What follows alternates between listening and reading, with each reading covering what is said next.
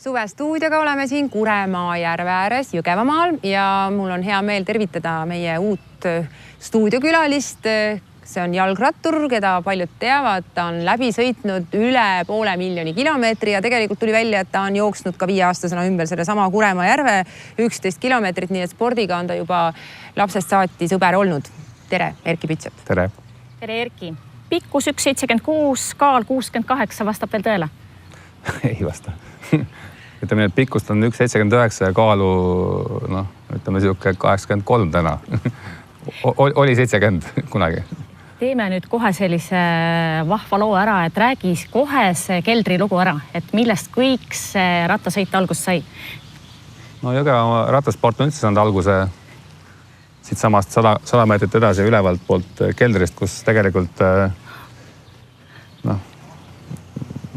sündis, ütleme, esimesest 6 tippratturist 5 vist äkki. Ja sealt keldrist oli selline aasta, kus mina olin nagu Eesti parim 12-aastane, Toomas Mägi oli parim 14-aastane, Andrus Haug oli parim 16-aastane ja Lauri Aus oli parim 18-aastane. Et siin miskipärast siin keldris oli sellised tugevad rattad hästi palju. No aafriklased jooksevad sellepärast hästi, et neil pole seal muud teha, mis siis Jõgevamaal pole muud teha kui rattaga sõita või? No siin Kuremaal konkreetselt on ju kõik võimalused olemas, et aga minul oli ainus treening, mis oli nagu üle Eesti oli rattasport. Et me saime mingisugused jalgrattad ja me saime nagu Eesti tasemel nagu võistelda. See oli samast keldrist pärit ja siit tuli ikka päris palju tugevad ratturid, aga mille pärast seda ei tea keegi. Sa ütlesid, et sa oled endine tippjalgrattur, et kas see on vanus või lihtsalt sai kõrini, enam ei taha sõita rattaga? No tippratturiks saab nimetada ratturit, kes sõidab ikkagi nagu, ma ei tea, mina nimetan seda, kui sa saad selle eest nagu raha ja teed kõik selle jaoks, et nagu tipprattur olla. Minul lõppes see ära 2009, et edasi ei ole enam tipprattur. Et sa võid sõita Eesti mõistes hästi tugevasti, aga see ei ole enam tippsport, et see on siuke, kuidas ma ütlen seda? Oma lõbuks? Ütleme need tervisesport või harrastussport, et kuidas ma nagu nii kaugele jõudsin, oli see, et Andrus oli mu pinginaaber, aga tal oli vend oli Toomas, kes oli 2 aastat minust vanem. Ja ma Toomasega käisin kogu aeg trennis koos ja tema oli tegelikult enda vanustest Eesti parim.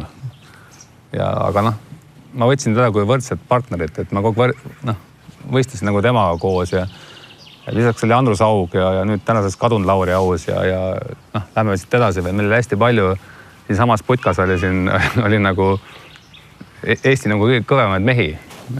Aga me võtsime kõik nagu võrdselt ja kõik kuidagi nagu aitasid meid, et eks ma siin niimoodi kasvasin, et no noortele, mis see jalgrattaspordis oluline on?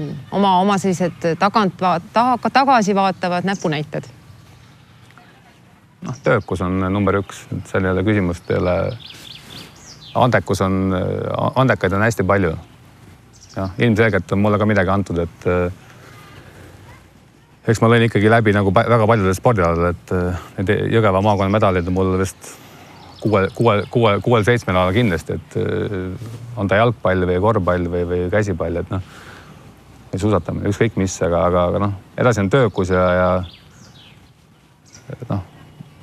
kui minna ikkagi nagu vähemalt Eesti tasemeni välja, siis peab tööd tegema, andekus ei piisa. No sinu suuna oli isa, kas Heleen on ka siis isa poolt suunatud või sporti?